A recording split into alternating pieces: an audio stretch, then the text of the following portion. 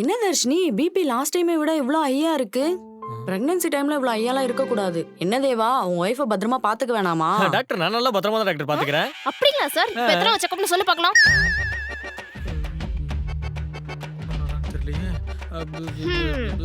பாத்தீங்களா டாக்டர், என் புருஷன் என்ன எவ்வளோ பத்திரமா பாத்துக்கிறாருன்னு?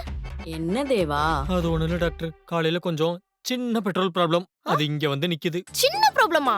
இப்ப நானும் அதை பெருசாக்குறேனா? சரி ஓகே. தர்ஷினி ரிலாக்ஸ். நீங்க இந்த டைம்ல இவ்வளோ டென்ஷன்லாம் ஆகவே கூடாதுமா. நீங்க இவ்வளோ டென்ஷன் ஆகுறது உங்க குழந்தைக்கு தான் ப்ராப்ளம். அது மட்டும் இல்லாம நீங்க பேசுறது எல்லாமே குழந்தைக்கு கேட்கும். தேவா, நீங்க தான் அவங்கள பொறுப்பா பாத்துக்கணும். சரிங்க டாக்டர், இனிமே பொறுப்பா இருக்கேன். ஹலோ ஹலோ தர்ஷினி, சண்டை வேணாம், ரிலாக்ஸா இருங்க. ம், இன்னும் 3 months தான் இருக்கு, கேர்ஃபுல்லா இருங்க. சரிங்க டாக்டர்.